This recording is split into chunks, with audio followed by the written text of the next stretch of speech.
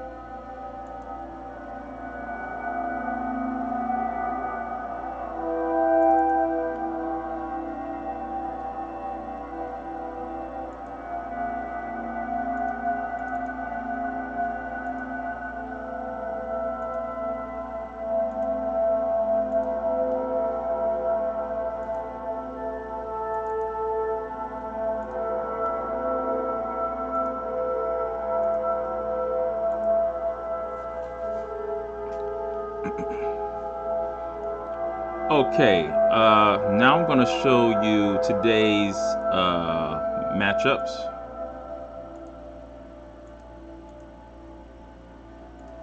We look right here. As you can see, board 1 is Devin Caminares, Dr. Devin Caminares. Board 2 is Advaith Rajanish, top 100 junior. Jeff Aldrich, our Michigan chess president, is playing board 3, and Tim Kuhn, one of the leaders of Grosse Pointe Chess Club, on board 4. Board 1 is well-known junior Nikhil Kogati, who has a brother as well. I think a twin brother. Board 2, Zayan Fan. Board 3, Patrick Ryle. And board 4, Abdihaya Venkat on board 4. We are severely at a disadvantage as far as our rating is concerned. And here is the matchups today. The first round, we're going to see Devin Caminares versus Venkat from Illinois, and then Advaith Rajanish versus Patrick Rao. Jeff Aldrich will play Zayan Fan, and Tim Kuhn versus Nikhil Kogati. Based on rating, we are the underdog, and for the last 3 or 4 weeks, we have been kind of injured. We haven't had some of our best players because they might have had previous commitments. So the Panther, Atulya Shetty, hasn't been playing on the team for the last 4 weeks. So that's a big loss for us, and we're trying to make up for that loss. We're sure that the Panther will be back to lead our team, but right now we have to make the best out of it with our roster because right now we are just missing some key players at this moment. But what a good opportunity to prove yourself right now for the players that will be playing tonight.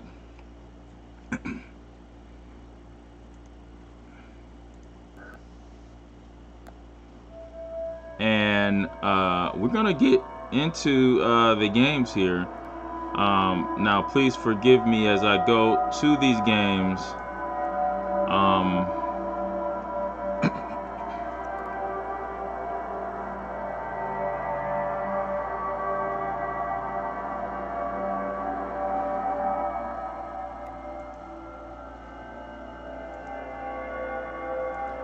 Actually, I'm going to switch back to our schedule again in our matchup while I get everything set up here.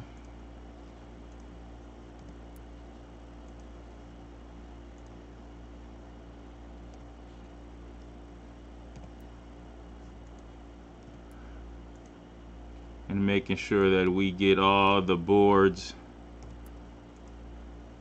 set up correctly.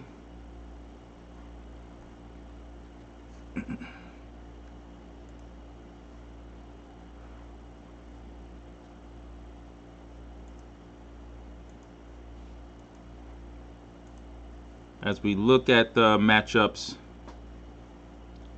Science Squares, Devin Caminares, who has been a rock so far, playing I think almost every round.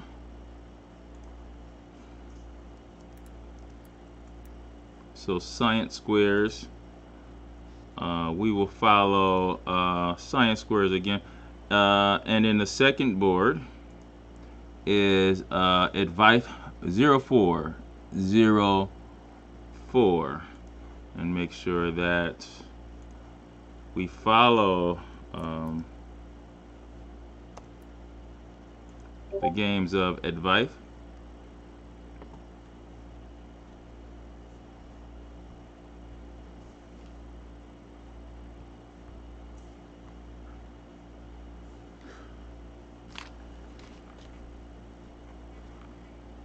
And on our second or third board, we have Jeff Aldrich, Peapods. Peapods is going to be on our second board.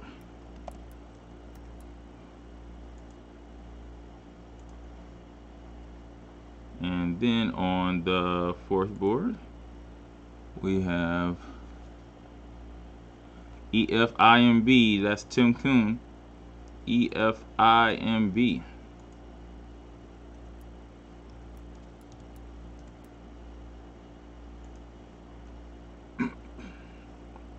We'll follow him right now. Now, our first board, Science Squares.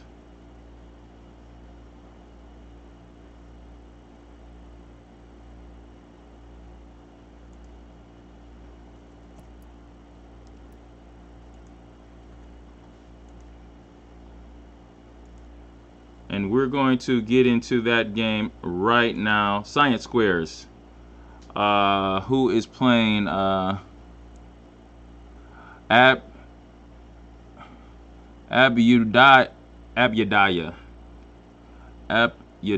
Venkat, and that is Illinois' fourth board here, and they're playing a game now.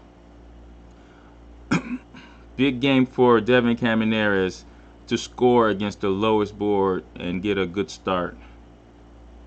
So I'm going to transition into that game right now.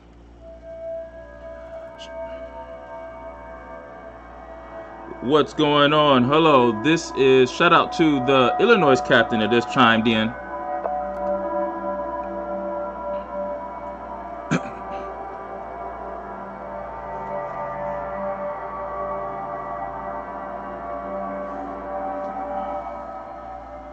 I got it. He goes by Abi. Thanks, man. Sometimes it gets hard to pronounce the names. A lot of times I want to just pronounce their name correctly, but Abi, all right, we can do that. So Abi is playing here right now, Science Squares.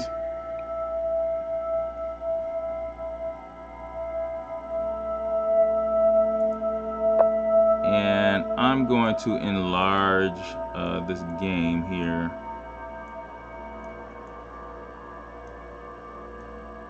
Make it a little bit bigger here.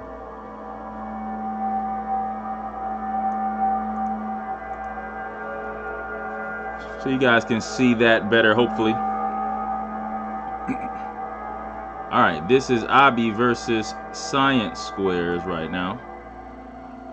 With Science Squares having the black pieces, let's break it down.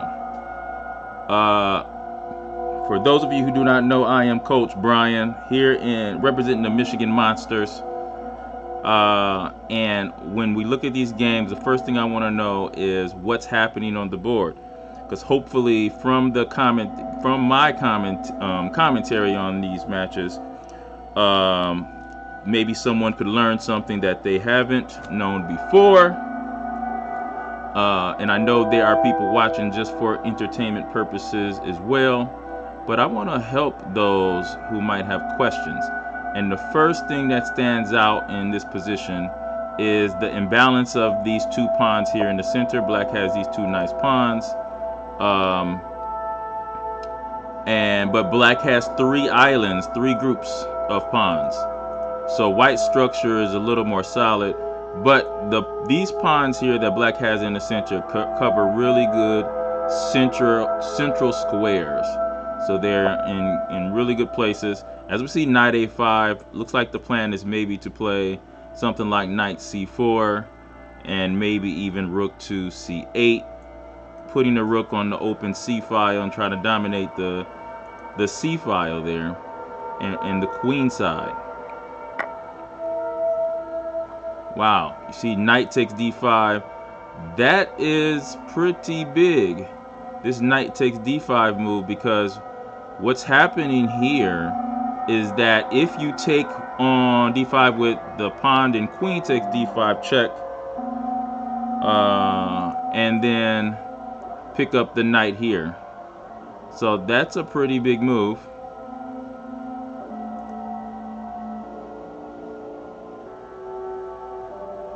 And black, I think that was a pretty big mistake by black.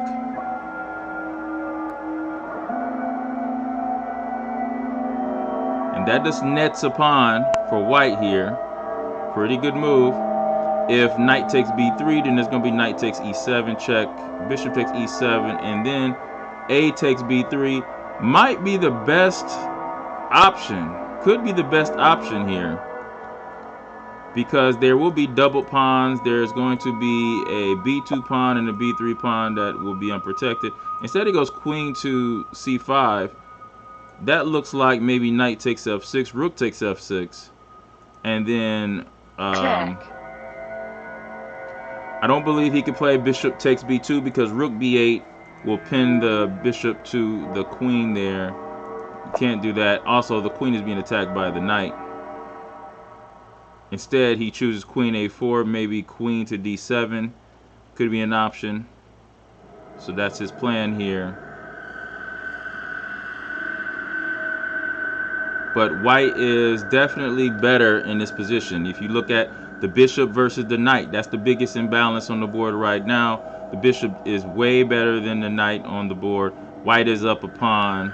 Black is in trouble. Michigan Monsters are in trouble on this board. Advice 0404 unfortunately hasn't been able to lock horns with his opponent just yet.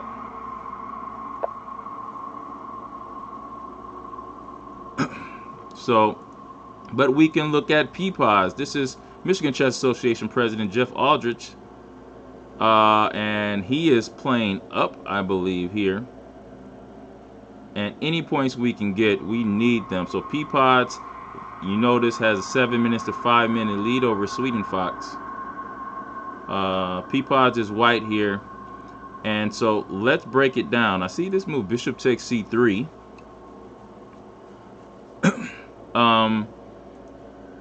Jeff Aldrich is wondering if he could go, I guess, b takes c3. I would say yes. I don't think there is a reason not to do that. B takes, and then that will just, you be up a piece here after b takes c3. Maybe queen takes c3 and bishop to c2. Do you want to try to save this pawn too? I'm not sure he would like to save that, but definitely take here. And if queen takes, you do have knight to f5, or knight h to f5, maybe. Yeah.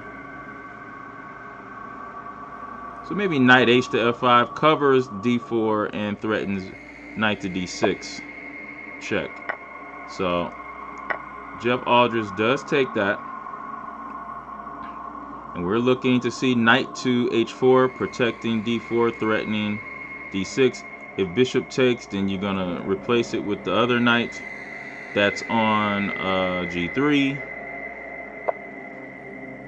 Instead, he plays rook to c2. Of course, on the same file as the king, but he does give up the d4 pawn.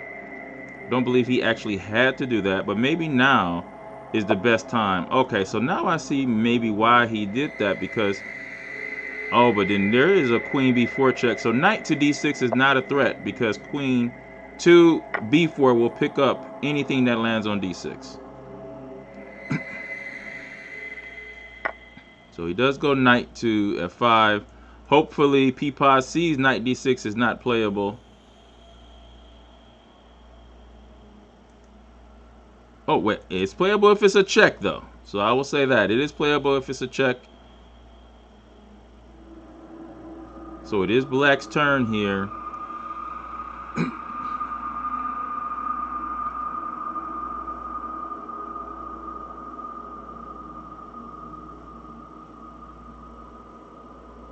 So knight d6 is the threat here. As Sweden Fox goes below 5 minutes. See the move queen b4 right away. Does cover d6. But now I think we can expect to see the move rook to b2.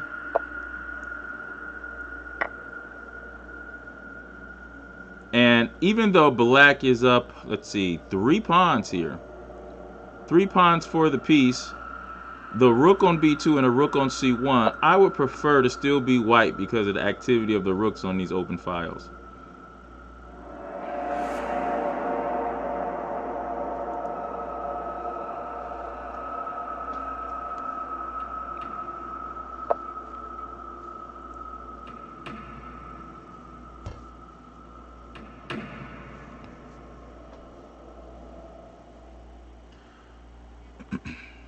Okay.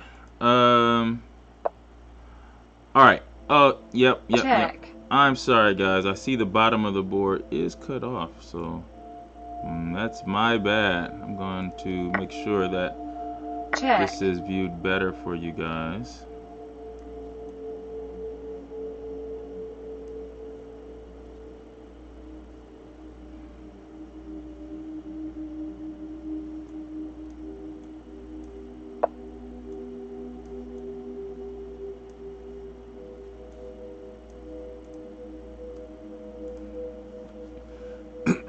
All right. Thank you.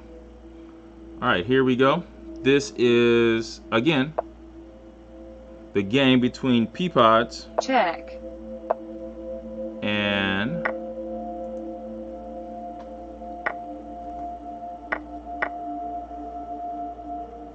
Check.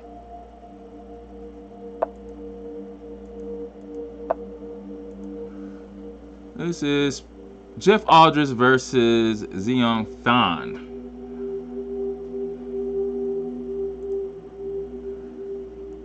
As you see, Queen E1 check.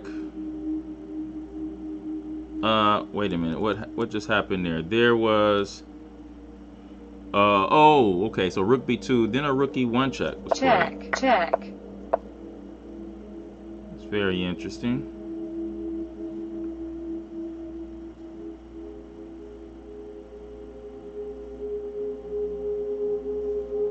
All right, and then a Knight C5. I wonder if Black is still okay with trading here. You can play Queen E3, hitting the Knight and Queen. Would the trade be okay? Would the piece beat the 3 pawns? And that's the big question. Or maybe even Knight takes G7 here, and from this position, you might want to trade queens if you can pick up the G7 pawn right away.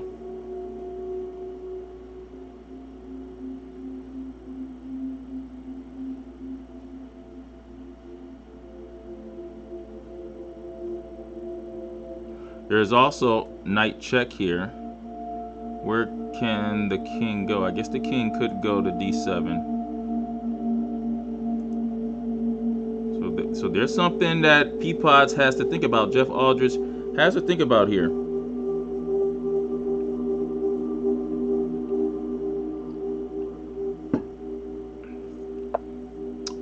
He plays a Rook to B1. So we're going to come back to this game as Sweden Fox thinks about his move there.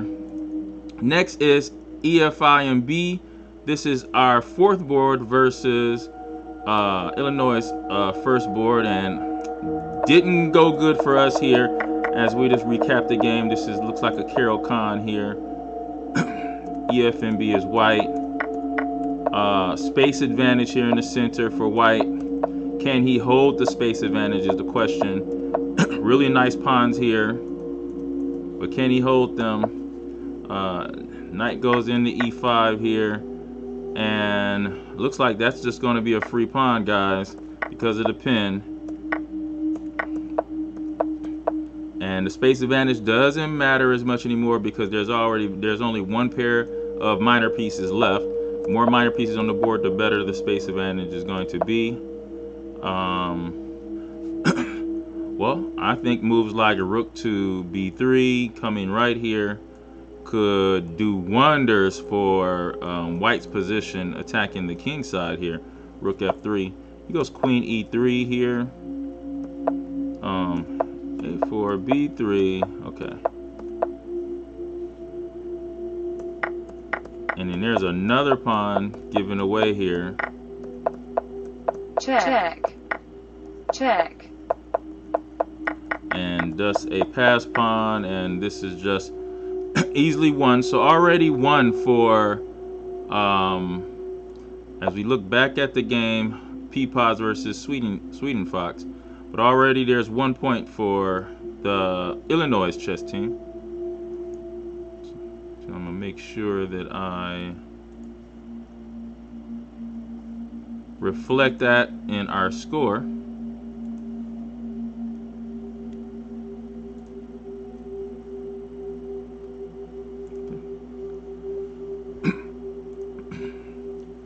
So Illinois is up 1-0.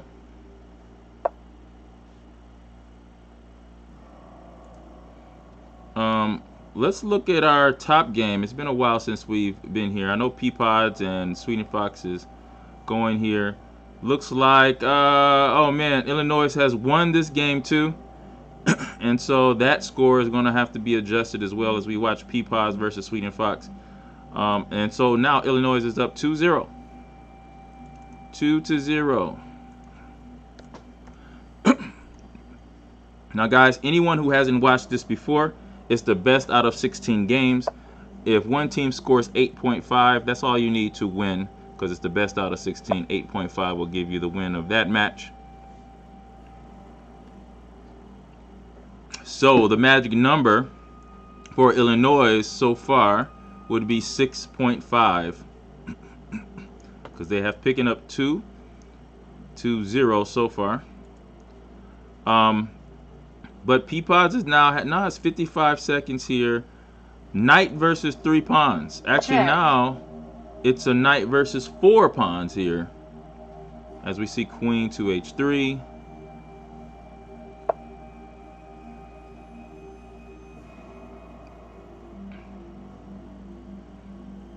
No, doesn't look like Jeff took that pawn on g7.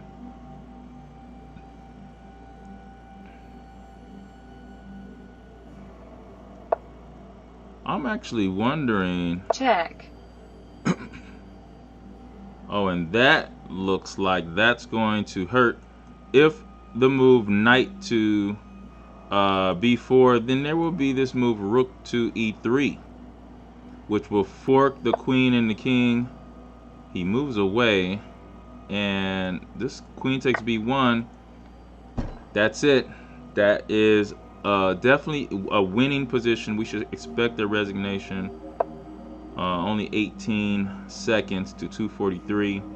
I know the knights can be tricky, but it won't be that tricky in a position like this. Check.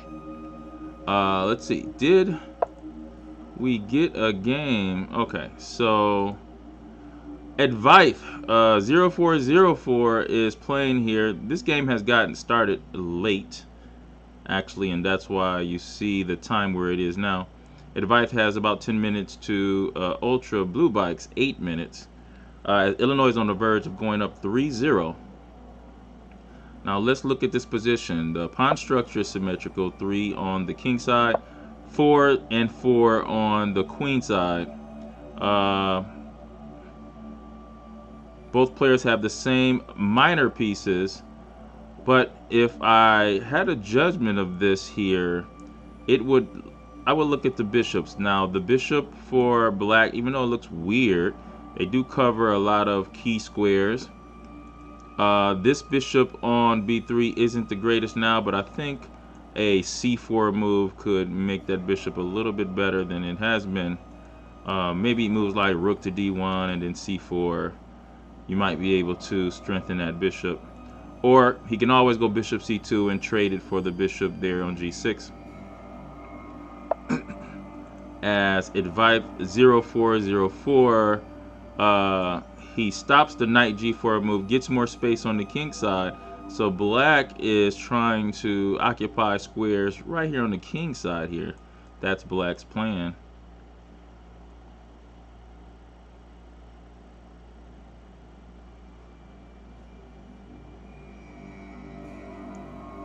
Black has to be careful not to overextend himself in this type of position. I think I would look at playing like bishop to c2. Maybe trading those bishops and maybe trying to get the control over the c4 square.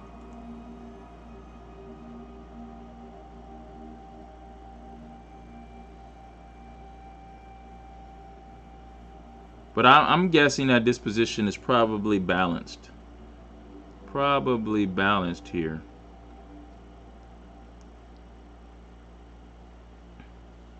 White has a natural plan of playing c4. He plays bishop to c2 to trade off the bishop here. Like I said, that makes sense. And if black trades, what do you take with? Probably the queen. Trying to keep control over c4.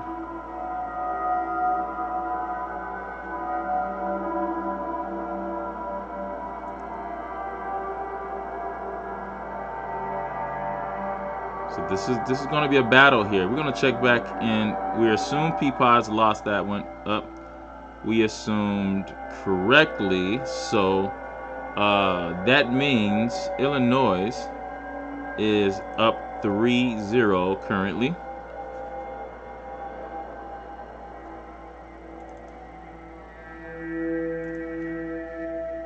And hey guys, we are the defending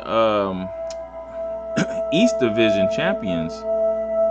Made it to the championship last year with a great lineup headed by Mark Hyman, FIDE Master Mark Hyman, and National Master James Canty. But FIDE Master Mark Hyman, I think, is in Philadelphia or Pennsylvania now, playing for the Pennsylvania State team.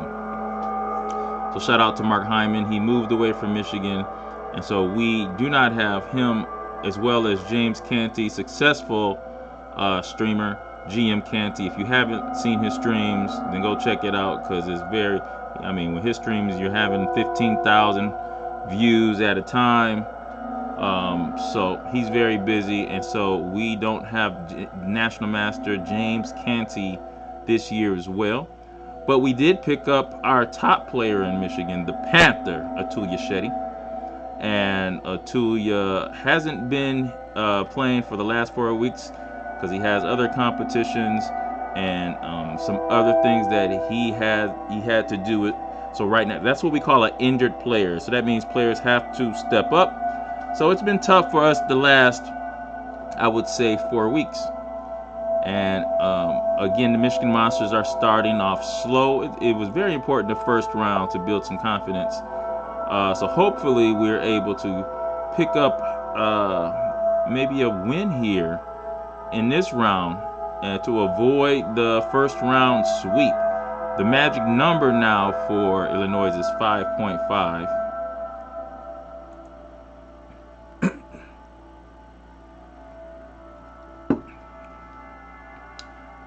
As we see Advice 0404 choosing to double the rooks on the E-file.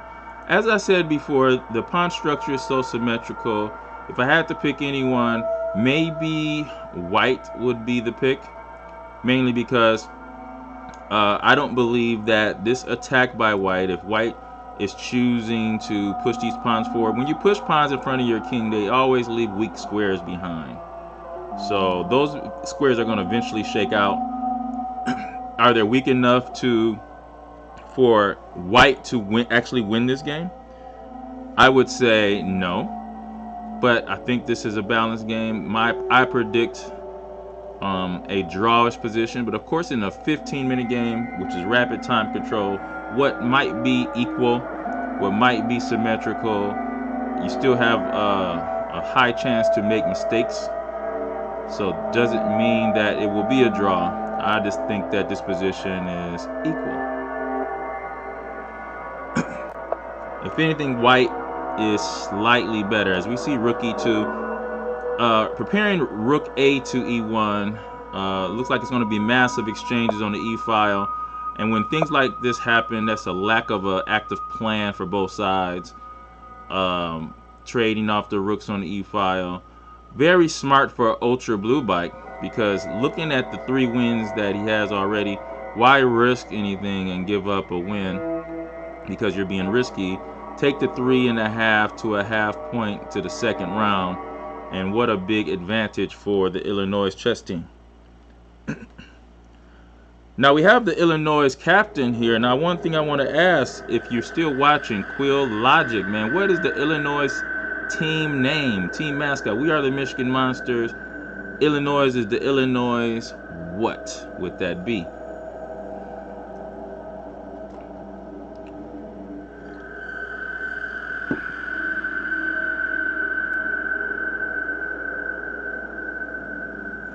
As we watch Advice 0404 trying to come up with the plan, both around the same amount of time here. I really can't figure out a good plan. Maybe Queen E7. Maybe you have an advantage in the shuffling of the pieces. So maybe Queen E7.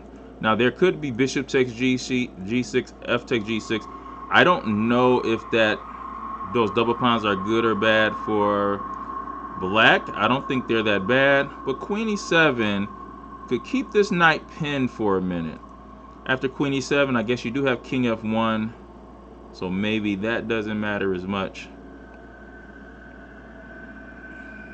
Could also play rook e7 and then bring the queen behind the rooks here, the Alekhine's gun, but still I do not see a way for black to unbalance things right now and try for a win. And I don't actually think black has to try for a win. I don't think we're in a position in the match where black is desperate for a win here. Taking a draw, knowing that, hey, we had a bad first round. We got beat 3.5 to a half, but we have 3 rounds more to go to play a little bit better. Might be something that we want to do, just to get a score on the board. As this league progresses, this is the States Cup, and as this league progresses, I think statistics hopefully are being kept, because what I want to know is, when's the last time someone has been swept in a round?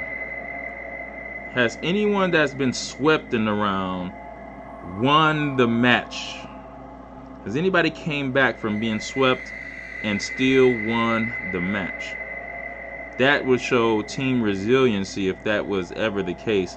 I wonder if that stat is anywhere. Devin, Illinois Illuminati. That's a nice name. That's a nice name because we don't care as much for Illinois, but we can't call them the Illinois Illuminati. Is the Illuminati a positive thing? I know in my community, in the hood, we don't want to be the Illuminati is a secret organization that people think is not real. Some people think it's real, but it's very scary. So maybe you want to be called the Illinois Illuminati. That actually is a scary name. That might give Illinois a advantage, because that would make me think for a minute, like, wait a minute, are they really in the Illuminati? As we see this move bishop to e4, I guess advice wanted to encourage the move f3, maybe believing that there's some weak dark squares that can be exploited later, but it still doesn't really move the needle. As he goes back to g6. That's Dr. Caminares right there, suggesting a name for Illinois state chess team, the Illinois Illuminati. Wow. I don't know, Illinois. Tell me if you like that. I actually wouldn't mind if you guys want me to. I think I am decent at making logos. If you want me to, hit me up. The Captain Quill Logic, hit me up if you. Yeah, actually, Quill Logic says, hey, we're gonna take a vote on the team name. Cool, man. I actually did that with the Michigan Monsters. We had about 4 or 5 names. We took a vote on the Michigan Chess Association Facebook page, and Monsters was tied with something else, but Monsters won out in a tiebreak as far as the voting. So that's a nice fun way. That's a nice fun way to get a name here.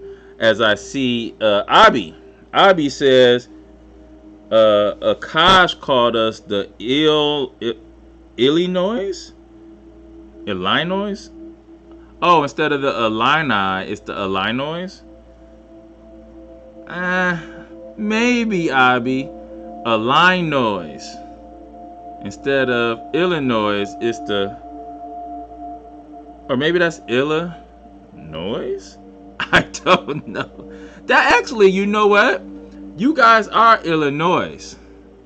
And so if it was something like a mascot symbol, like a horn or a trumpet, something that makes noise, right? That might be a good idea. The Illinois. That's nice, Abi. I like it more now. The Illinois.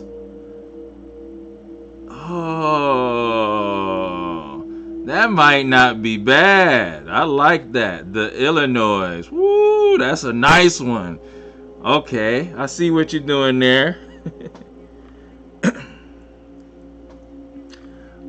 Yes, I see that. Dr. Caminera's that knight takes d5 by Abi was a really good move there on a d5 square, and that was a big blow. Started the domino effect of us losing games in that round as we watch Advice tip down to 1 minute and 28 seconds. In a position like this where it's limited winning chances, one thing you do not want to do is be low in time here, because that you're more ample to make a mistake when you're low in time. So Advice 0404, if there's any weakness that Advice has, is just the time management. This is a position that is completely equal here in balance. No weaknesses here as Advice trades there, and maybe looking at going to a endgame. I think actually rook takes e8 and then bishop takes c2 with queen to maybe queen e7 or queen e6 is good enough. I think that is good enough.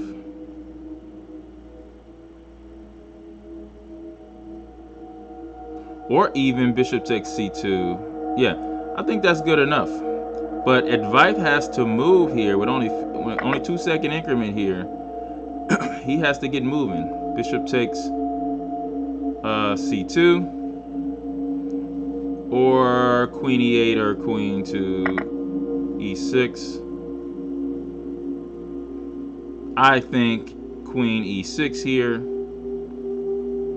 You're just threatening checkmate in 1. Then maybe queen e6 and then knight f5.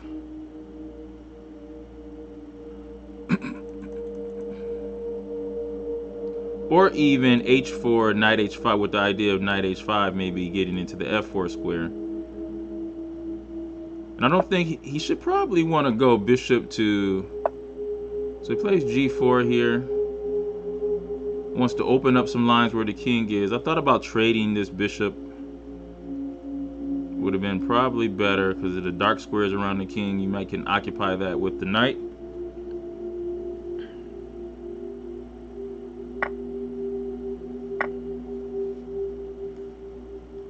Quill Logic says Akash was going to make that as a logo. Illinois, man. Hey, if you guys want, man, hit me up.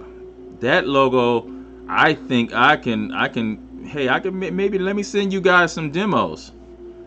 You know, I think we all should have a nickname here. That should be, you know, that actually makes it way more enjoyable. I like that Illinois, man. That's a nice little name. The Illinois. Wow. That's like a hip hop type of tune to it. I like that.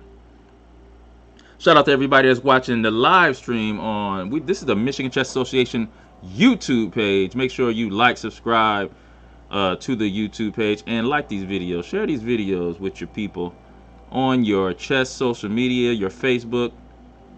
Do whatever you got to do.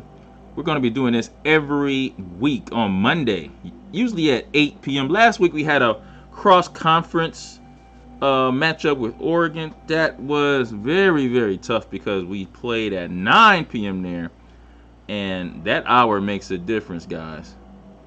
So, and I'm going to be the first to say this is not like public radio where we, you know, just because we're doing this, or public podcast, like we can't talk about our sponsors. Yeah, the State Cup is a great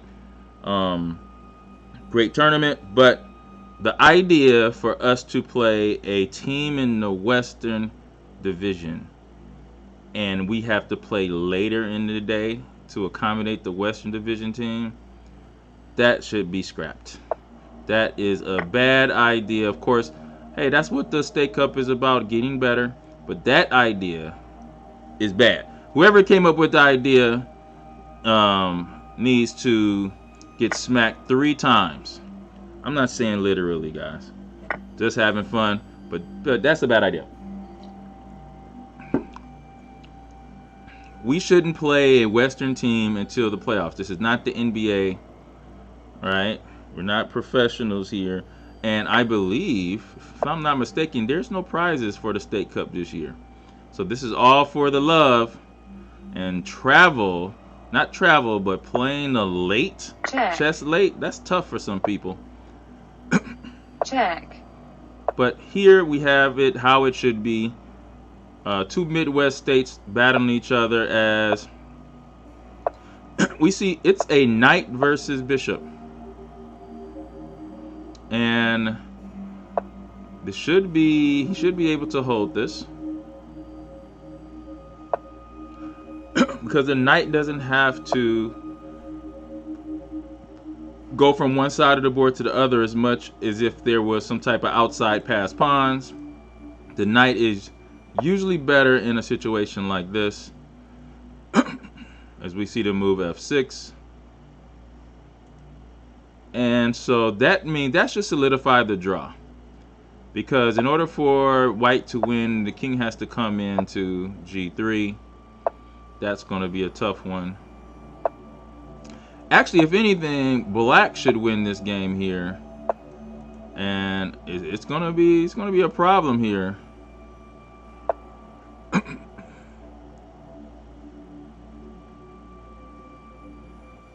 Hey, how about this move knight to...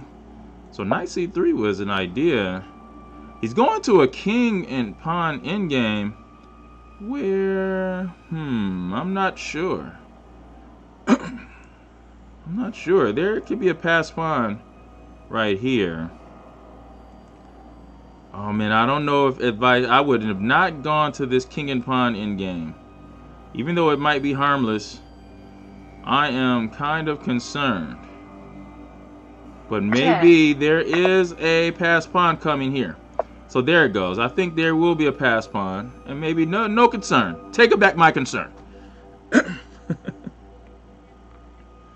Yeah, Quill Logic. Hey man, I'll send something, man. A logo.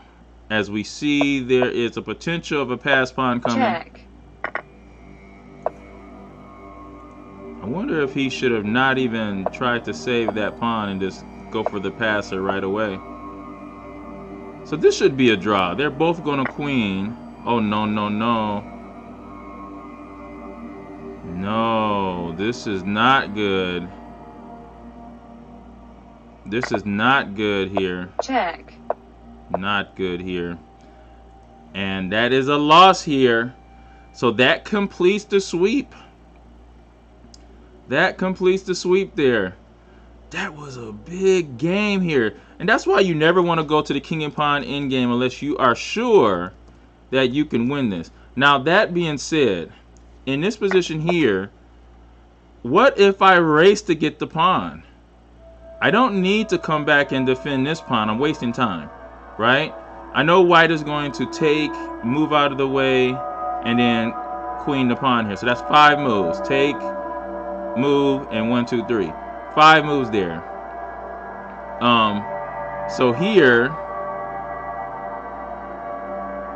if we push here, let's say we push here, he takes, we push here, he moves, we push up again, he pushes, we push here, he pushes.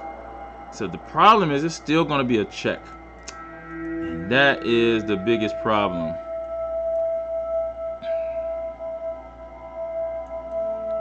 But here he moved here and then that's pushed. Probably have to push here. Trying to see find a way that it could be faster here. If you push first, I guess it doesn't matter. Check.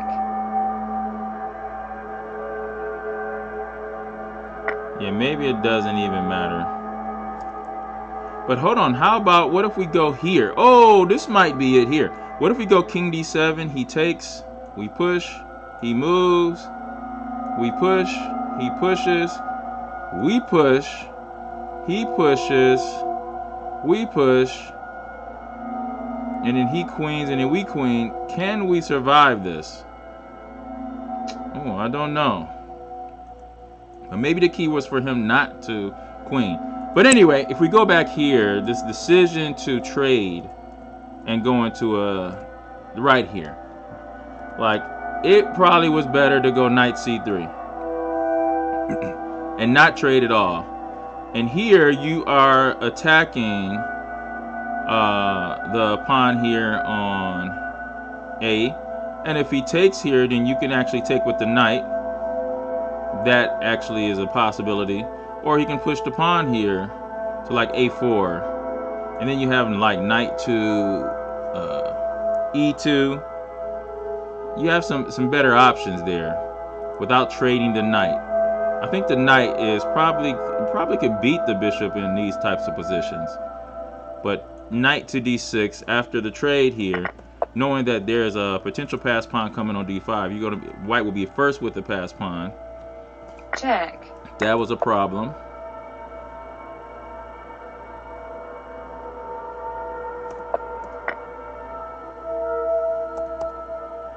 Trying to see if there was any other. Oh, you could have played also. I was thinking maybe c5, but he could take there. So maybe. Oh, actually, take might not be good. All right, so there it goes. Let me fix the score. Fix the score here. That was a sweep, guys. Unfortunately, we are down 4-0. I don't know if we had a round last year where we got swept. I don't know if that has even happened to us.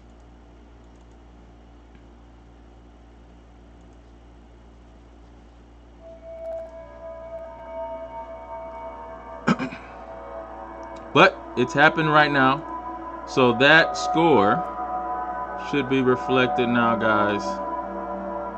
Here we go. And we got no win, so there's no howls or screams. That's right, Devin.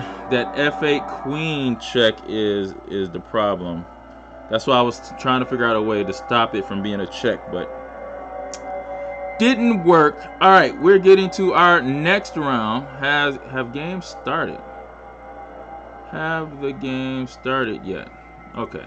So we do have Dr. Caminera Science Squares playing Ultra Bike here. And we look at this position. It's an isolated queen pawn position that stands out to us in the beginning. And in an isolated queen pawn position, remember, an isolated queen pawn is not a bad thing. It's just a different thing. But there is certain things you want to do when you're playing with an isolated pawn. First, since isolated pawn gives white a space advantage, you want to keep the pieces on the board as much as you can. Avoid trades. Because this pawn supports pieces on e5, maybe on c5 at a certain time. It also stops black's knight from going to e5 and anything occupying c5. So that gives white's pieces better squares to go to. And so that's the advantage of having the isolated pawn. And also on the c file, there's an open file for a white rook where black cannot use that file. So you get an extra open file as well. The bad thing is that the pawn has to be protected by pieces. So black would like to trade off all knights and bishops to where it's just queens and rooks on the board to attack the pawn. And you want to keep the queen because the reason why that stops the king from participating in the defense of the isolated pawn. So you want to have black wants to have a queen and at least one rook, pile up on the pawn here, and then attack it with a neighboring pawn. That's black's dream position when you're going against an isolated pawn. White would like to keep the pieces on the board, not trade pieces, and use the space advantage, making sure white is very, very active with the pieces. And also, isolated pawn is good for a king side attack because you have such a good space advantage there. And so a lot of times you see fantastic king side attacks on a castle king when you see an isolated pawn on the board. So right now, Science Squares has about a 2-minute lead here. I think white has the better position here. But I say better because of the space advantage here. But black's whole job and the number one thing you want to do when you go against isolated pawn is control the square in front of the pawn. So we should expect to see moves like knight to d5 or bishop to f6. You want to control that square in front of the pawn, so maybe he does want to play c6 at a certain time. Usually the move will be knight b4 to d5, but a3 stops knight b4. And then we have bishop to h5 here. Looks like the bishop is going to the square g6. Okay.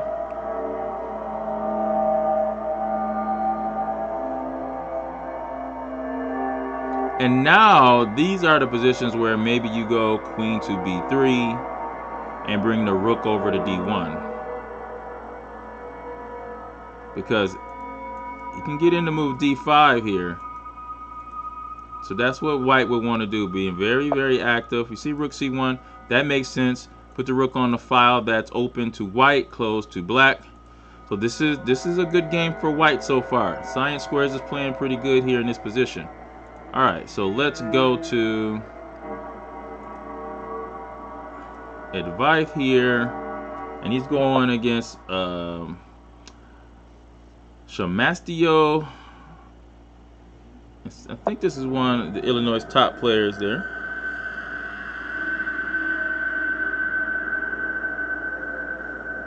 And Edvith is white in this position, and I like his position here. It looked like this was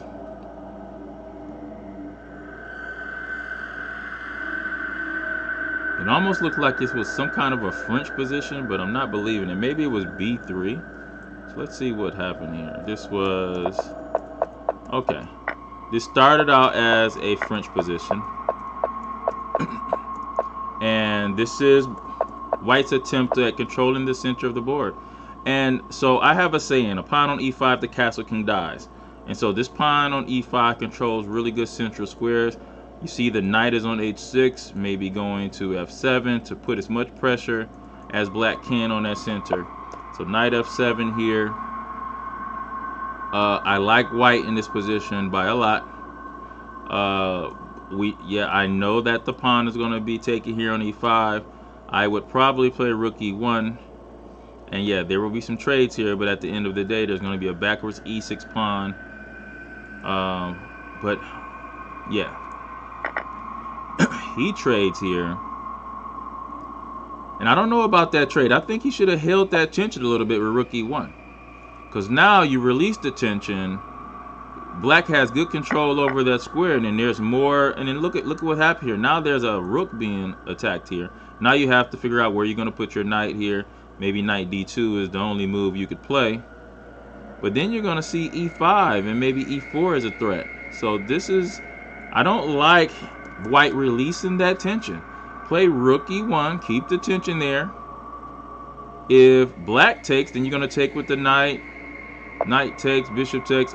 Oh, but then at the end, I think there's a rook takes that he probably was scared of here. Yes. F takes, knight takes, bishop takes, knight takes, rook takes, and then bishop f6. So that's why he did not want to do that. Now I get it.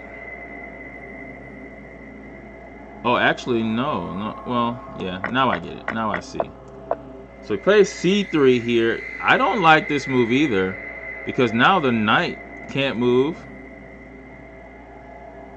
Because of queen takes c3. Now you have to play something like maybe queen c2 and then knight to d2. Queen c2 attacking h7. I'm starting to like black's position. He has two center pawns. Yeah, black is going to be slightly worse in development because the bishop on c8 is not that great. But I think black is going to be able to play e5 here. The bishop is going to have a better diagonal to get to. I think I like black here in this position. There's a target on c3. Imagine a rook on the c file with the c3 pawn there. This is black here. All right, so Peapod's here. Let's see. Peapod's playing Donk Matthew. Big time advantage for Peapod's. And Peapod's is black here, and I see why. Material is equal, but there's a hanging bishop on f3. This rook on f8 is a really nice rook here.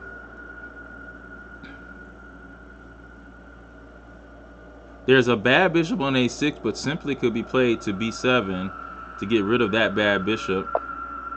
Look like some type of pressure on these squares here. Actually, I'm wondering if you could take here.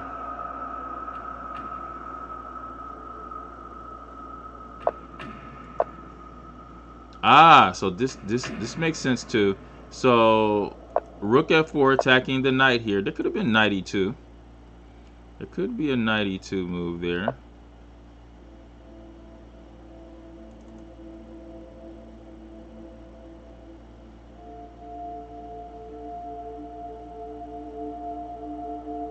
It is very interesting, but what if we take here though? So now I think b takes c2. You play king takes c2 or whatever you want to play. And then, can I not play knight to d3? What's wrong with that? I guess there's a knight takes e6. So that could, oh no, because rook takes f3. So that's not something that we could do, even though we do have to watch any back rank problems. But yeah, why not go b takes c2? Why not? And then knight to d3.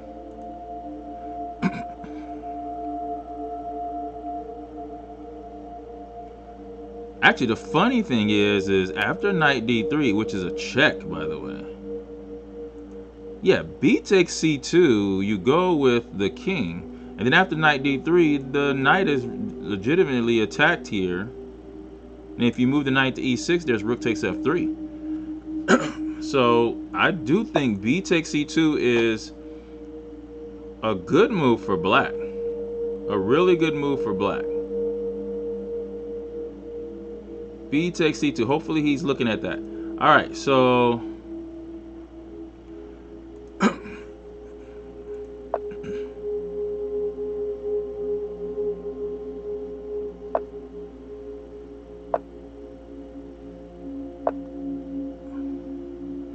okay, this happened, and I'm guessing that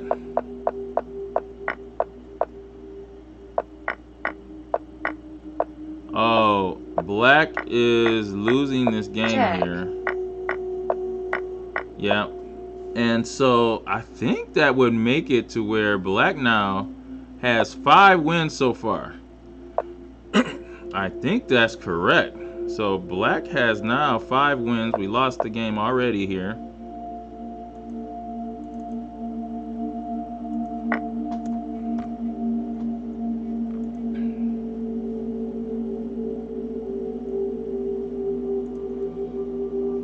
Okay, let's go back to science squares, this position here.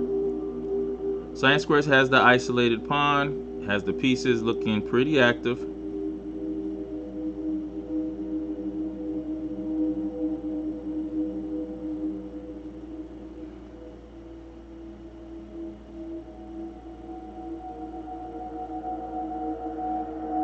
He's trying to figure out how to proceed here.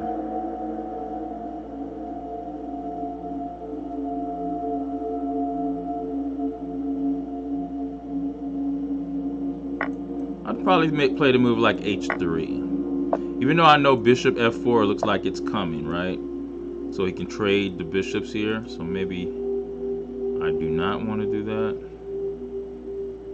Queen d2 maybe. That will stop the trade of bishops. Queen d2 covering the f4 square.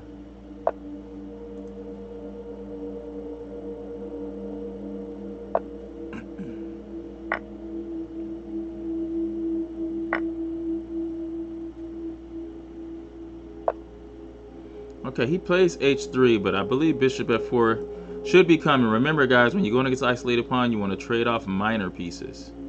Trade off the minor pieces. So bishop f4 would go with that plan when you're going against the isolated pawn.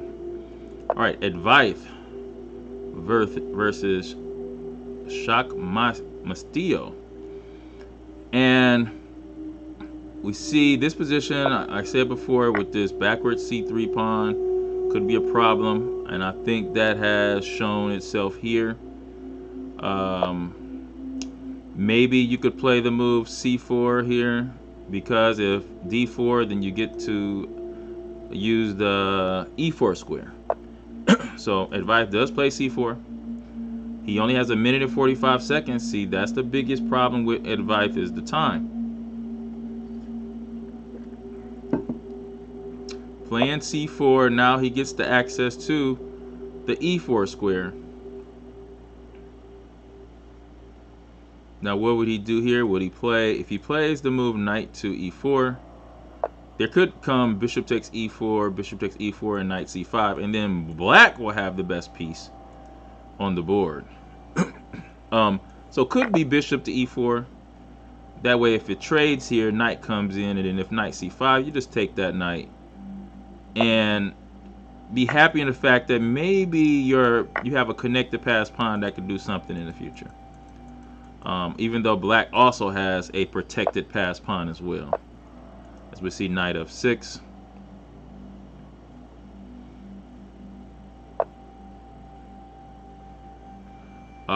I'm expecting rook to e1. That's what I expect here. Keeping that tension. You don't want to go knight takes f6, bringing the rook to the 6th rank.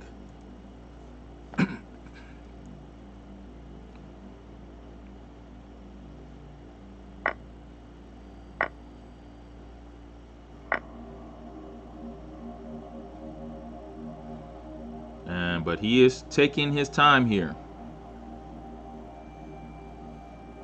What's up, Adam? Thank you for coming on and rooting for us.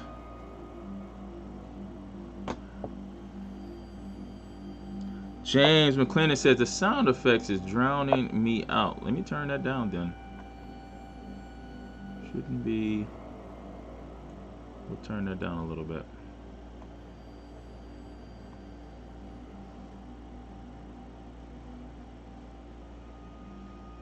Hopefully that's better.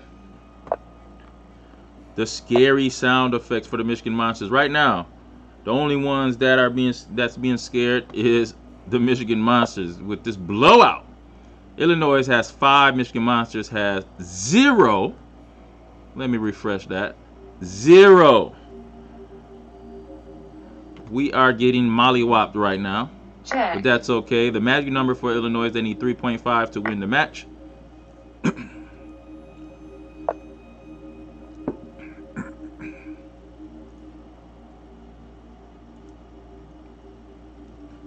He did play rook to e1. 12 seconds left though. So he took a long time to come up with, this move here. There's a protected pass pawn here. Might be thinking of pushing it to d3. I wouldn't do that.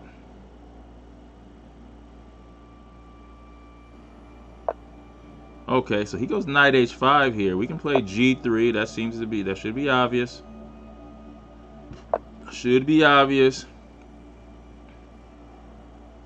Maybe moving our king to f1, getting our king over. Now he traded here, which makes the pawn structure a little bit better. But I guess I see why he did that. Makes sense here. That's a good, strong move. He played that pretty fast.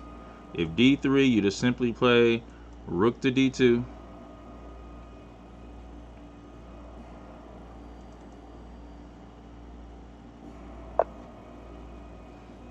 So this is going to go down to the wire. Here, Peapods wins, so we get our first win here. Did he take on c2? I think he did. What happened here? Did he take on c2? Wait, no, he did not take on c2.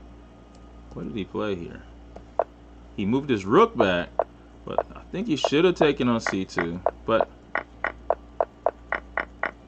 all right, cool. So we get a win there. Here's Advice right here. Nice players thinking here. Here's science squares here. Isolated pawn still has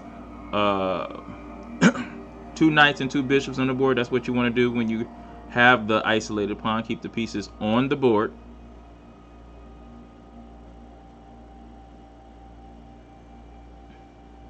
See the d5 square is covered really well. I would say something like queen to f3, knight to f5. Something like this here.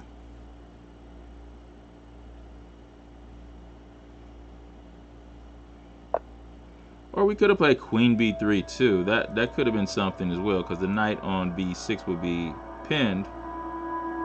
But instead it looks like he brings the knight back. And we're going to see the move knight d5 for sure. Probably knight b to d5.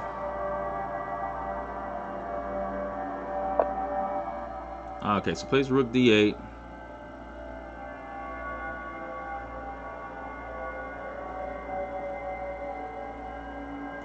I don't know, maybe queen to b3.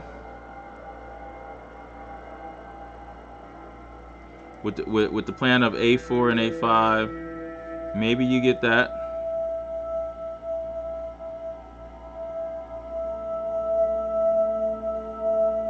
But I actually like Science Square's position. I just don't like his time. We still have Shamastio. Advice has 6.8 seconds left in this position.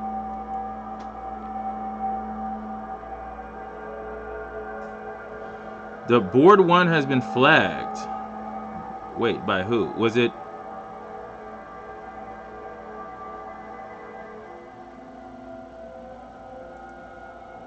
Oh, I see. Yeah. Okay, so yeah, Peapod's flagged Dunk Matthews. I see.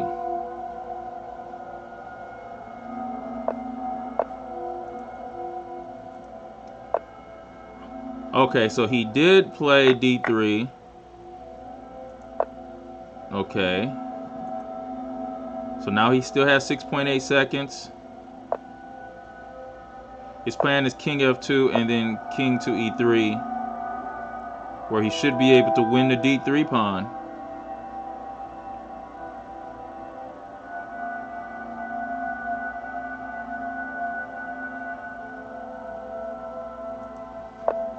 And here comes king e3. Yep, he should be able to win that. Check. The check comes. There we go. Yep. And now this is, if anything, it's a draw. White probably the only one that could win a position like this. Black's king is a little bit better.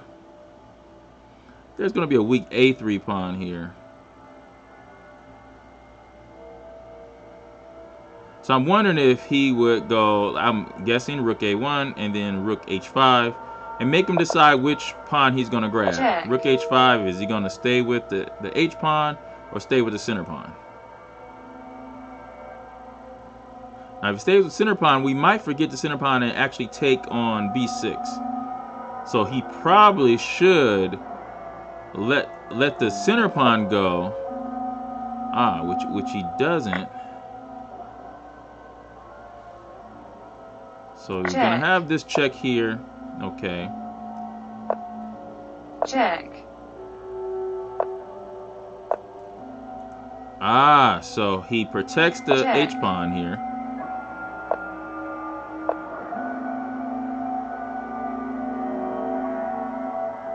Definitely should take here. Okay. If rook takes, then rook takes here. White, I think, still a little bit better.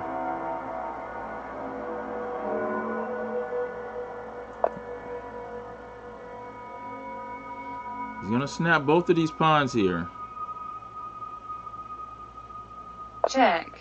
Okay, now white... Oh, he missed an opportunity to get his king in.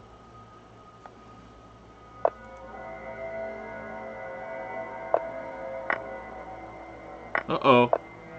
Okay. Definitely white is definitely winning this game now. At this point. Rook takes. And this is clearly a win here. Maybe Clearly a win here now. And here we go. We get a win there.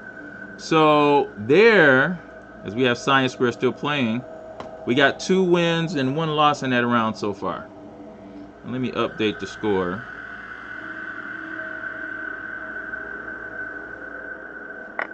Let's give the Monsters their 2 wins.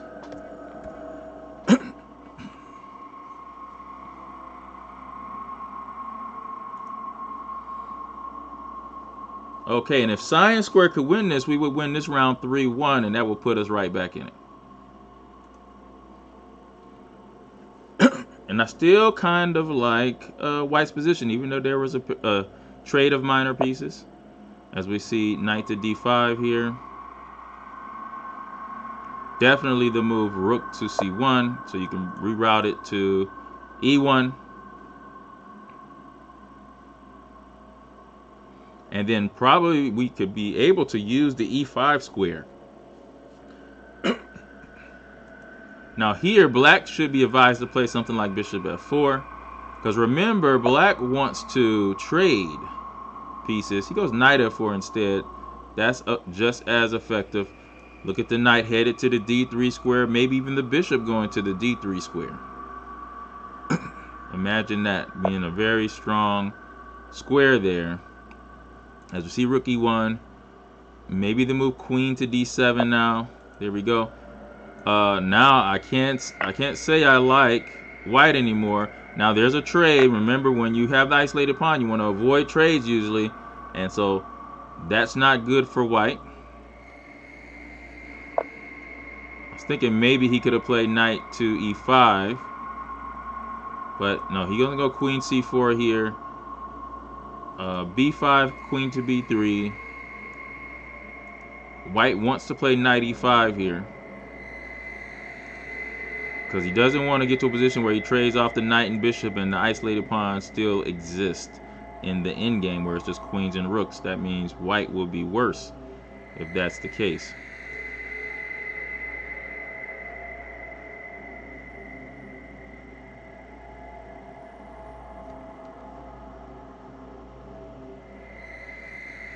So black has something to think about, actually.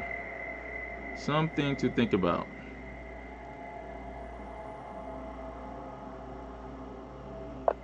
b5 was played. Now my only concern is, hey, c6 can now change into just as big of a weakness as the isolated pawn could be. So moves like queen to c3, matched up with knight to e5. That could be a problem for the c6 square. So that is a backwards pawn that's created here, kicking the queen off of that diagonal. Now he could play queen b3 and try to do the same plan here. He goes queen to c5 instead.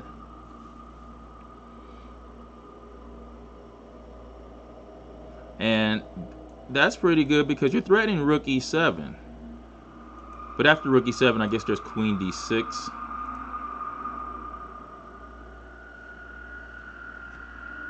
So Science Squares is hanging on here. This will be a big win for the Michigan Monsters. That will give us a 3-1 round.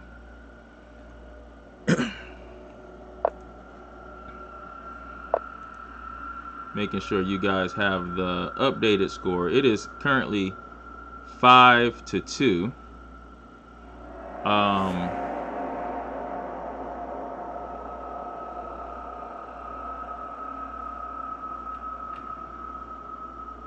If we're able to win this, it will be 5-3 after 2 rounds. And that is not as big of a lead.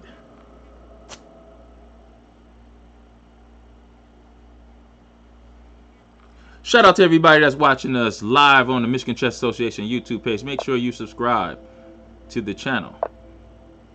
And check out michess.org. michess.org is where you'll find all your over-the-board tournaments. That's right, over-the-board tournaments. We are getting back to normal. Of course, all safety protocols are in place with COVID-19. You can check that out on the michess.org website, where you're wearing masks, pieces are sanitized between every round. You know the system, the procedure. But we're back over the board. Of course, check out michess.org for any of the online tournaments. If you're not ready to get out there and get your hands dirty, you can still play online tournaments, online rated tournaments as well. michess.org. michess.org. What is going on here? Science Squares, you got to move. So here, I believe he should display the move 95. There it goes. Okay. So let's try to score here. Now, he has to watch out for e6. Queen d2 is concerning, actually. But here, Queen d2, you can play, I don't know. Can you play f4? He plays e6. What's happening here? That's not a good move. Queen takes e1 check. So I think he had to play something like f4. And actually there, he could have played f4 there. And that would have been a good move, actually. But he's down in time. But f4 would have been an excellent move right here in this position, where you're going to take the f7 pawn at least, even if he plays queen f6. But g3 was played. Down a rook here. Okay, check. We take there with check here. And then maybe queen to g4. Oh, we do not want to see. Man, we do not want to lose that pawn there. But after queen g4, check. That's just going to be the end of it. Yep, that's just going to be the end of it there. And so we did not get our 3-1. It was a 2-2 round. And that means Illinois is leading by the score of 6-2. Their magic number is 2.5. If they get 2.5, they are the winner of today's match.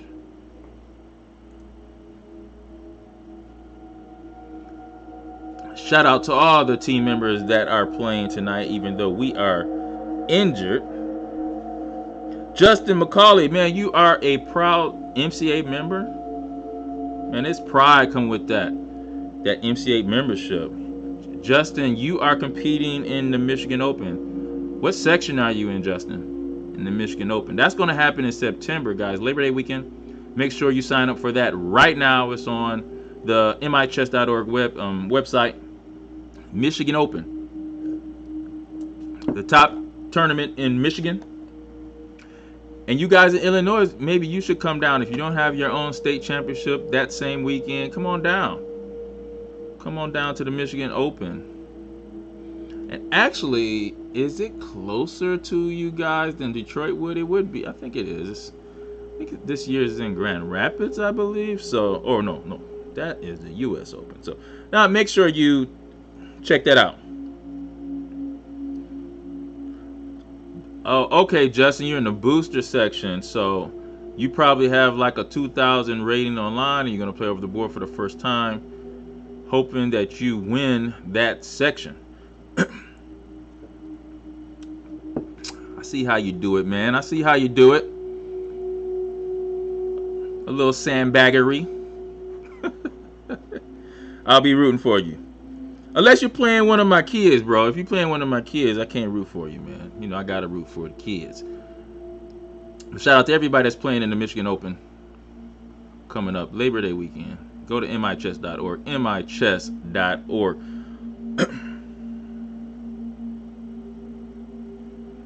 Justin, you're from Capital City. U.S. Open is, the U.S. Open is going to be in Grand Rapids. Wait, that's not this year. That's next year, right? The U.S. Open? I think that's next year. It's going to be in Grand Rapids. Capital City, where is that? I don't know where Capital City, Michigan is, but you know, you can school me, Justin. Tell me where is that? Is what is the biggest city close to Capital City? Is it Lansing, Grand Rapids, Detroit? What's going on?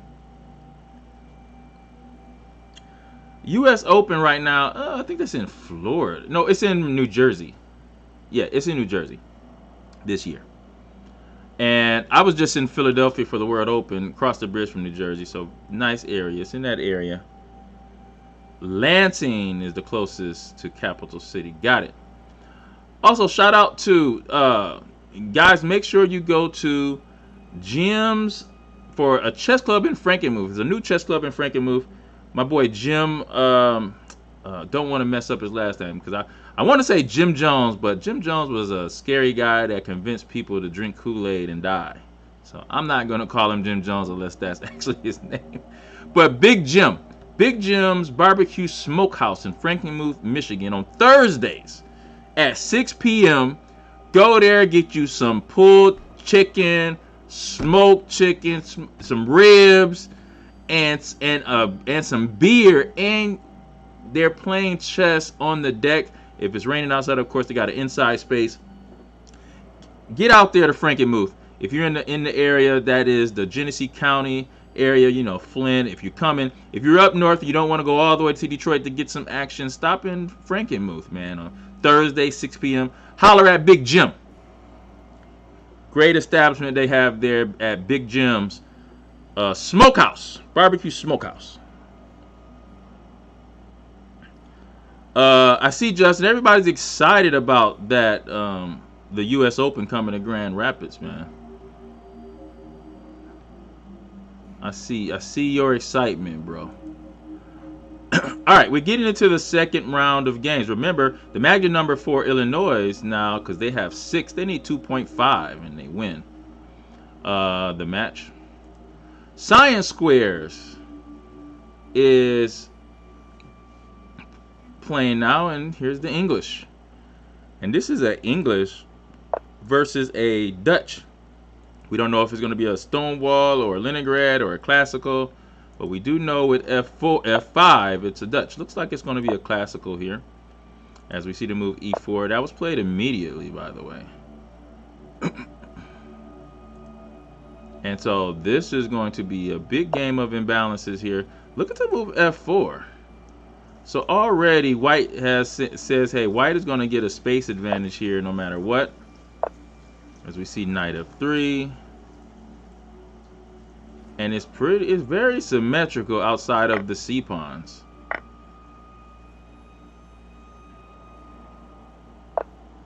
And this makes me think that, and look at this, this is an excellent move by Black, by the way. I'm actually liking Black here. Black is going for the control over the D4 square. And it's looking like it might be working here.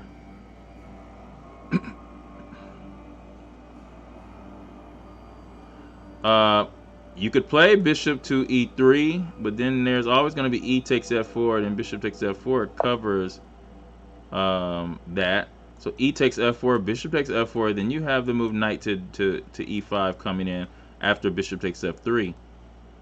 So this is kind of loose for White to play this way. White trying to open the position when it's a Stonewall, which normally caters towards closed position players.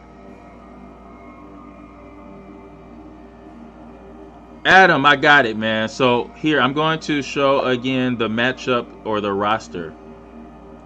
In case you guys didn't see it earlier, let me pull that out for you guys here.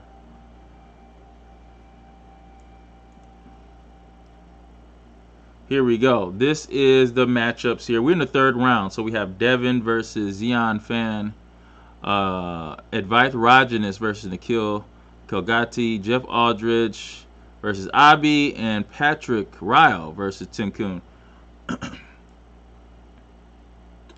And I will also show you the matchups.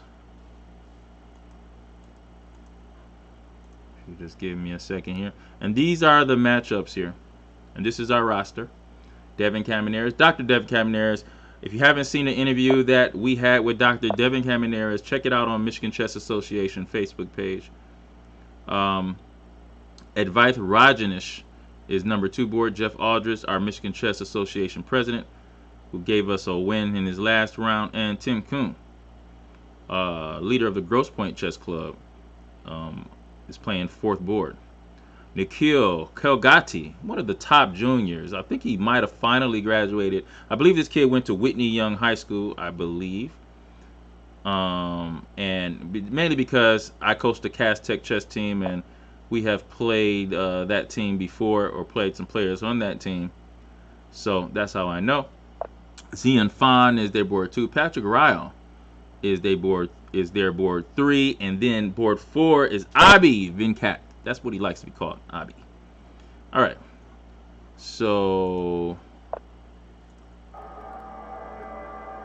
back to the action. Of course, we're looking at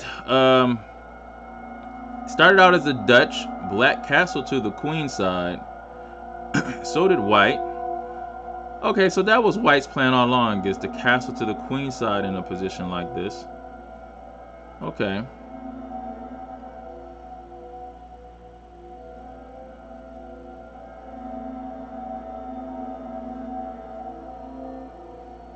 And actually, now I'm starting to like white more than I did before.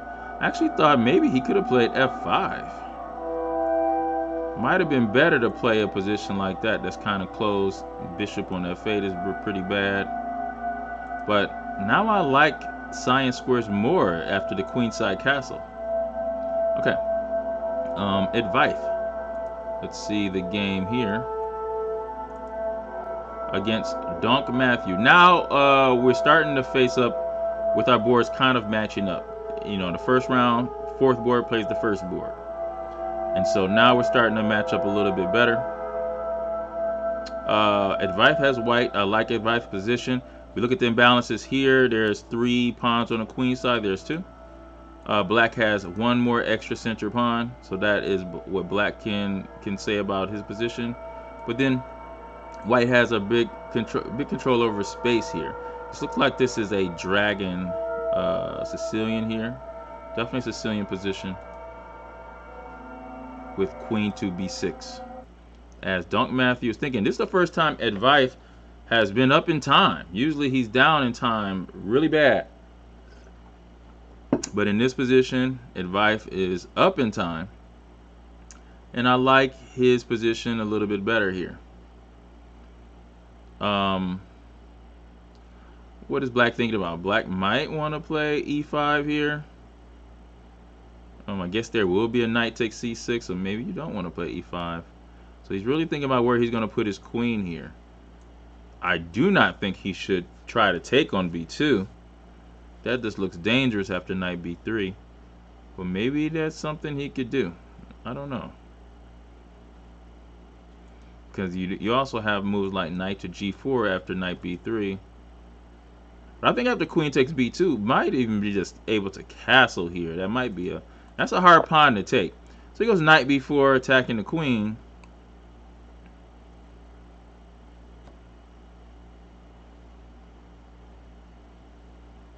And even here, I'm wondering what is his plan here. After knight b4, I go queen e2. I still like black here. He goes queen d2. See, I like queen e2, so there's no knight g4. Attacking my nice bishop here.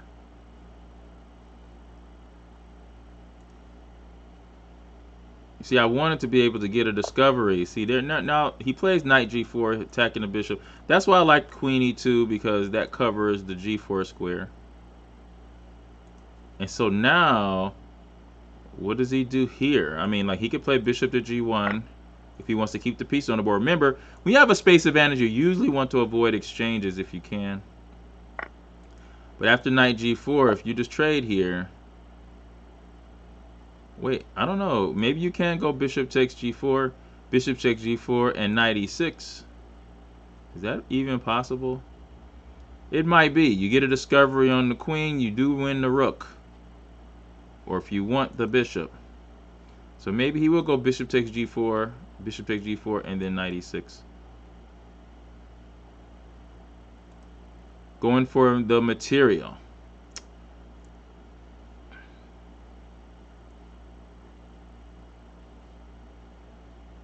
So that's what Advice is thinking about now.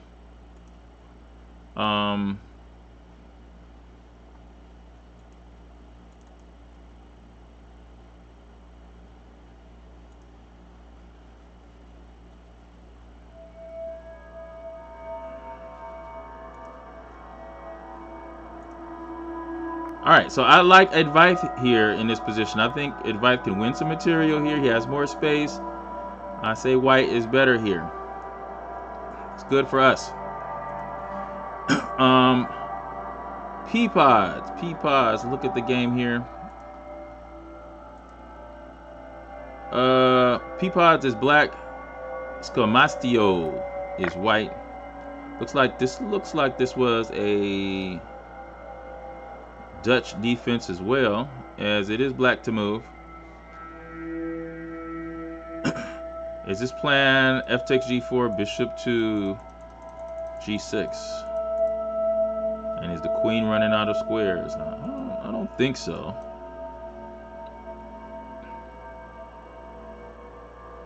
Nice knight on d5. White has a knight on d4.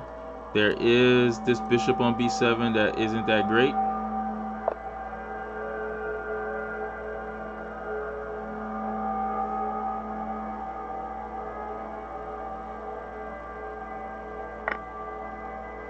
As Peapods is thinking now, down almost more than 3 minutes in the time.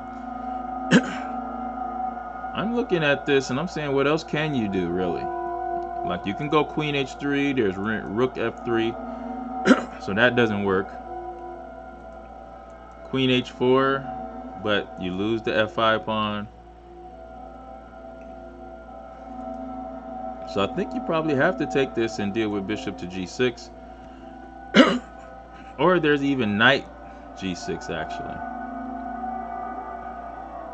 And maybe that's what he's scared of more than anything, is knight g6, losing his best bishop here.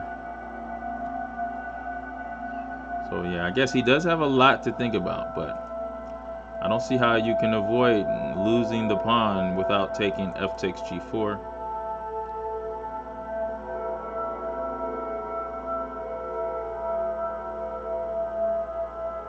Yeah, I can't see another way to do this.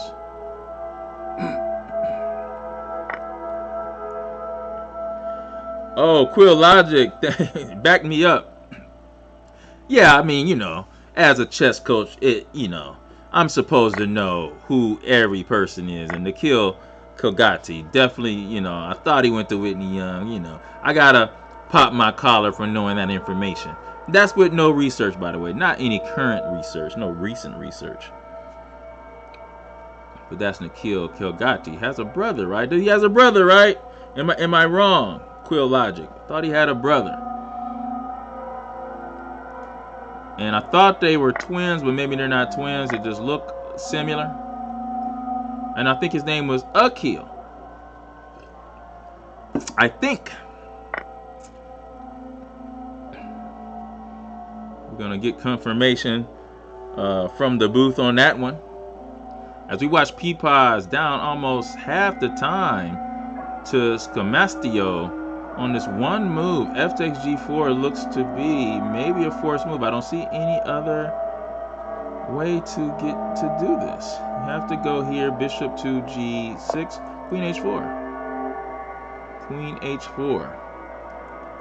Oh, you can't. Uh-oh. No, bishop. Yeah, queen h4. Queen h4. You got to play that. And I don't see a way that he's trapping your... Oh, wait a minute. Knight f3. Is there a problem with knight f3? No, you have queen to f6. No, so you should be okay there. You're going to lose your nice bishop if he goes knight to g6, though. So that definitely will happen. But it's something you have to play. All right. EFMB.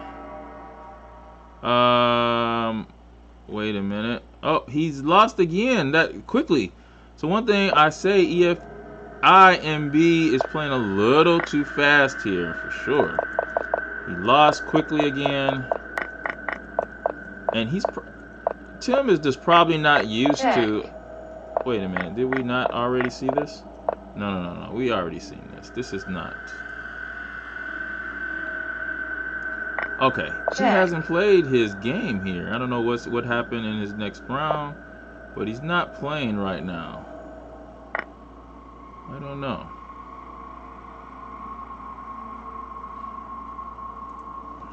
Okay. Here we go back to science squares.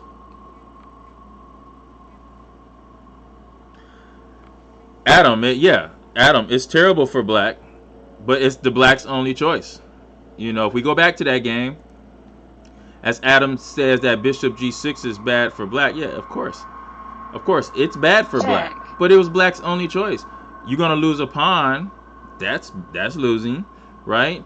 In this situation, you might hope to, Check. you know, now see, I don't know what happened there. So, oh wow. So what he did is after f takes g4, Check. there was bishop to h7. Ah, Check. and then check, and Check. then okay. So see, this is what I'm saying. This is not the end of the world for black now. There's still a nice knight on d5. Yes, there could be a bishop on bad bishop here. Now he does take a exchange, so he's up the exchange here. But you know, hey, we're looking to maybe put the bishop on a6 here. There's a backwards e6 pawn. This is bad too. But what's even worse is, even though both positions are bad, taking 6 minutes to decide makes it even worse for you, right? And that's the big kicker. Here you have a nice knight on d5. You're going to have a bishop on a6, a better diagonal that could probably help you. You want to limit the rook's files in order for a bishop to even compete with a rook. Right now, this bishop on c1 is kind of shut down right now because of the control over the f5 square. Now he does play bishop to a6. That makes sense. Still the problem with this e6 square here. All right. What does he do with e6? That's going to be a big key. f5 is coming. We know that square is coming here. That's going to open up the bishop on c1.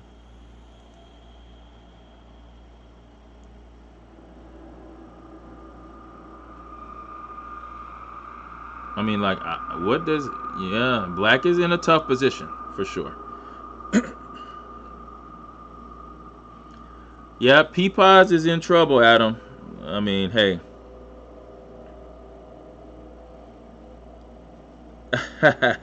Quill Logic says I'm 3 for 3.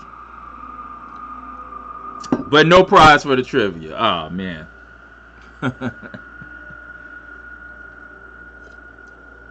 That would be a pretty nice show, chess trivia, but not like chess trivia where they just ask you about who won the championship in 1962. Not that. You know, where they might say, hey, who's the best player in the state of Illinois? Who's the best player in Hawaii? You know, random trivia, chess trivia.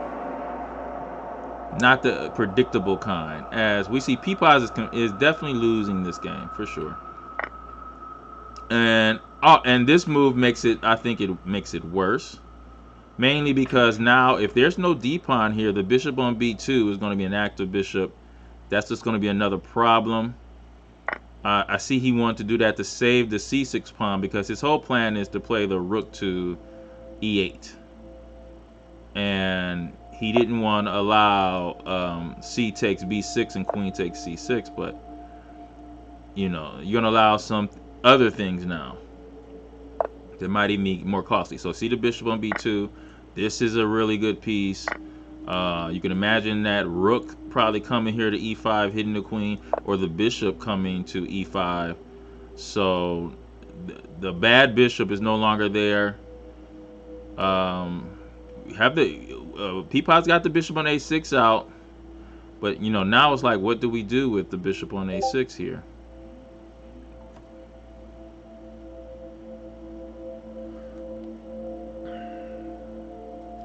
Adam, you said white could have won black's queen. I don't know. I don't know what you're saying there, Adam. You're saying what here? You're saying after this here, well, what? How do you win the queen? I don't know. You got to give me the variation, because I didn't see a queen trap. There's no knight f4 check. And actually black is threatening to take the knight here. Check.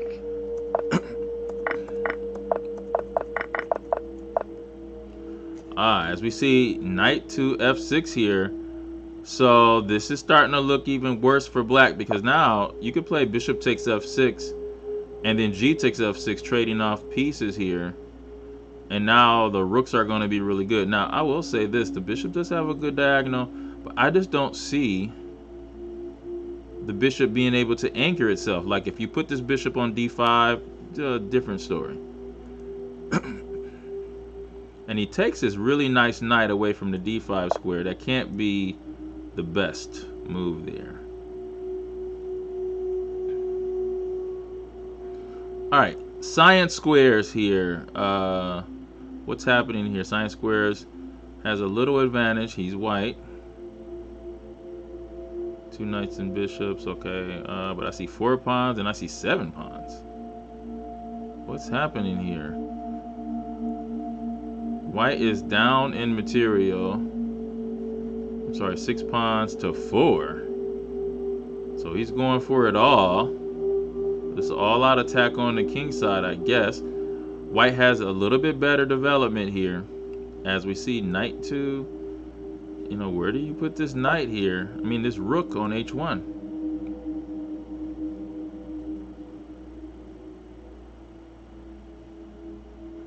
You go knight to. He does go knight to d5. So he's being very aggressive, taking advantage of this bishop on f8 and the rook on h8 that's not in the game. Is it worth 2 pawns though? That's the question.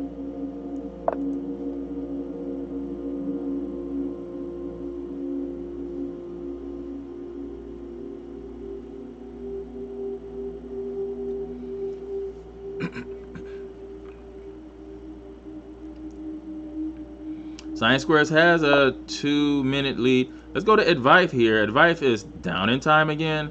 This is a queen and double rook middle game. And both players have the same amount of material. Now there was an isolated b pawn. He's doing a little minority attack here, threatening to play b4. I think black is putting a lot of pressure on white here, so black is a little bit better here.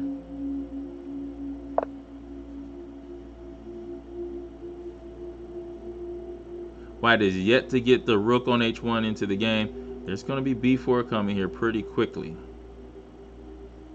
So maybe he has to go rook to c1.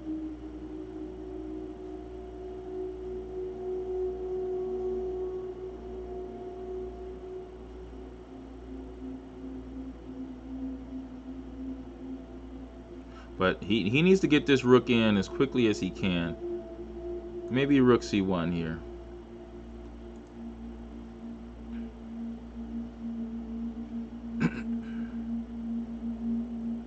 As Advice goes down to 1 minute, so that game is still there. This game is still hanging on here with Peapods. No results yet. Remember, the Matthew number for Illinois is 2.5.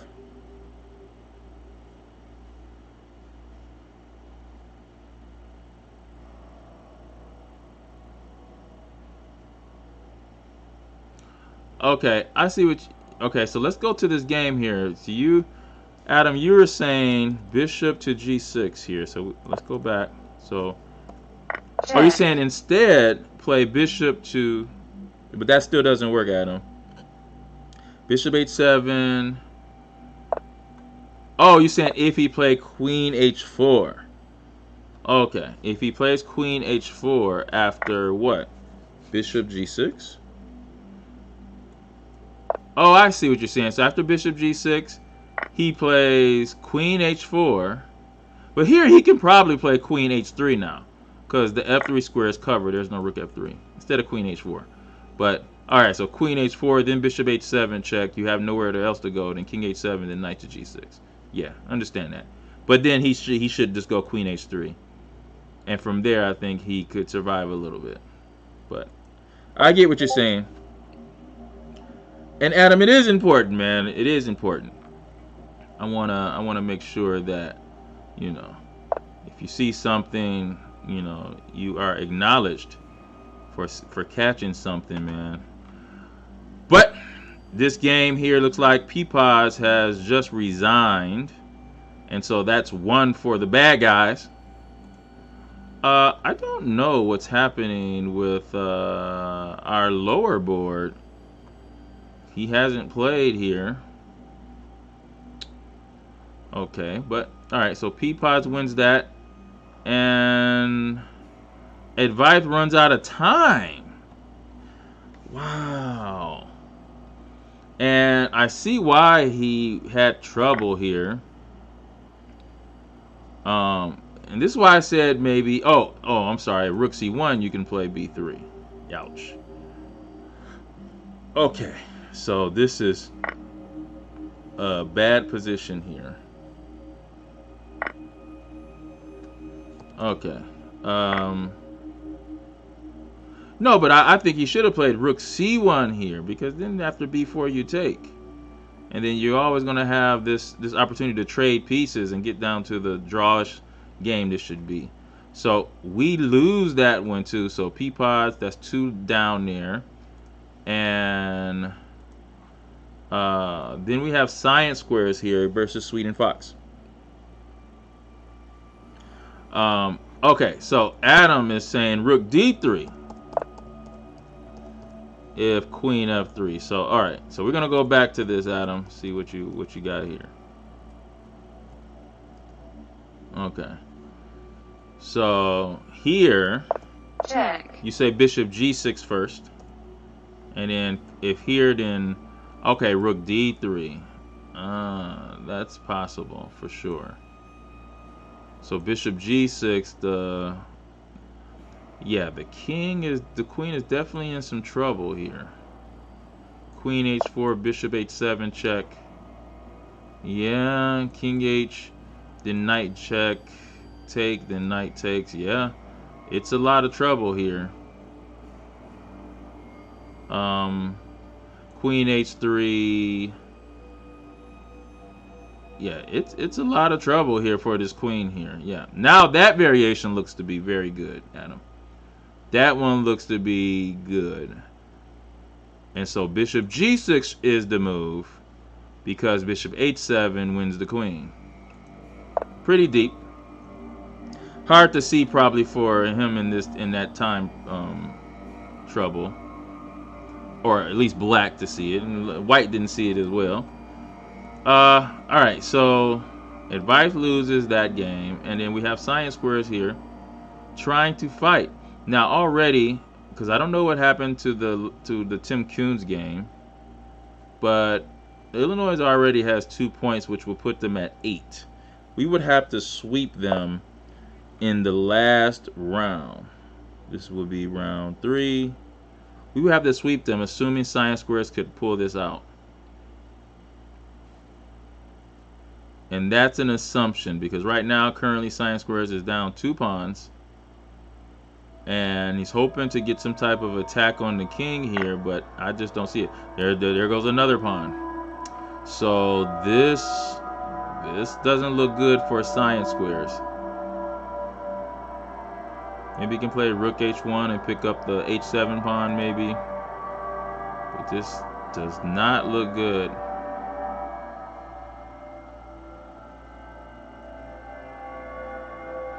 This does not look good. Science Squares is fighting, guys, but if Science Squares loses this, that will give Illinois 3 wins in this round, which would end the match.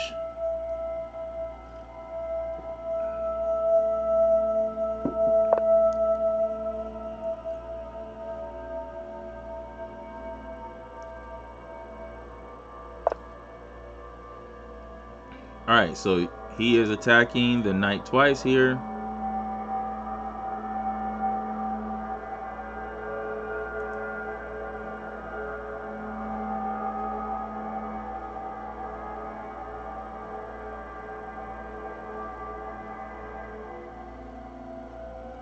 Again, I do not know what happened with Tim Kuhn's game.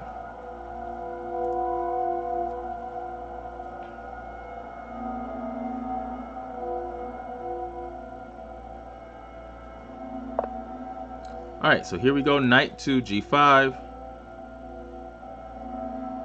Okay.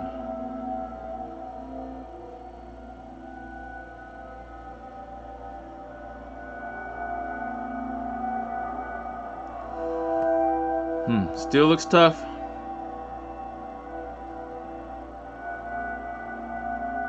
Maybe replace. So he does go rook to f8 check.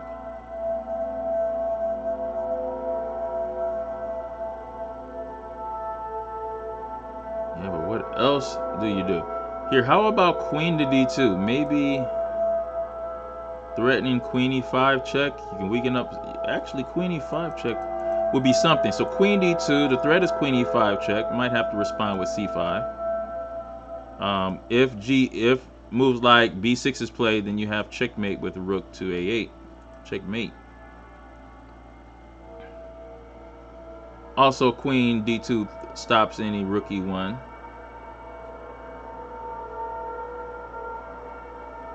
Might be worth it.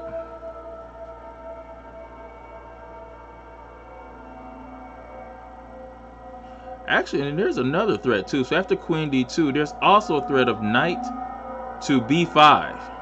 If a takes b5, then it would be queen a5, mate.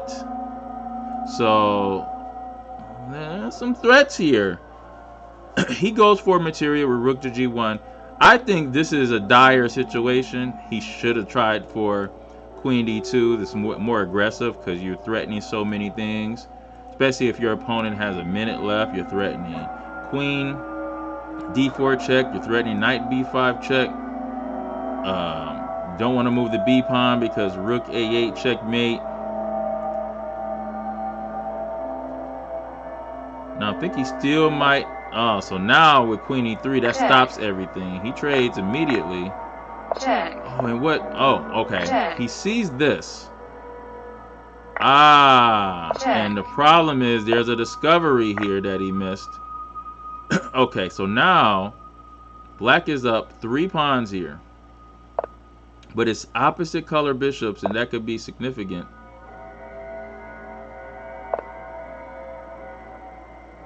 He wants to somehow attack the light squares here. That's what he needs to do. Very hard to do that. Okay, so that's what he's threatening. He wants to go rook to b3. Bishop comes in here. Check. He's always going to have... let's go up here, actually. Maybe king to d3. Okay. And then now... Oh, he covered that square. Okay. Ah, so you probably have to play bishop there because you don't want to trade off rooks.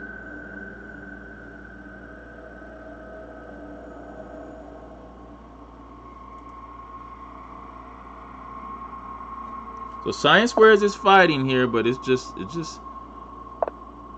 is just not going to work here. If Sweeting Fox plays accurately, okay. So do we want to trade that? Oh, we really do not want to trade that. But okay. So Science Square is trying his best to hold this bishop in game. Check.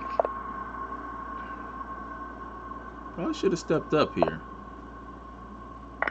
Probably stepping up here would have been better. Where is he going?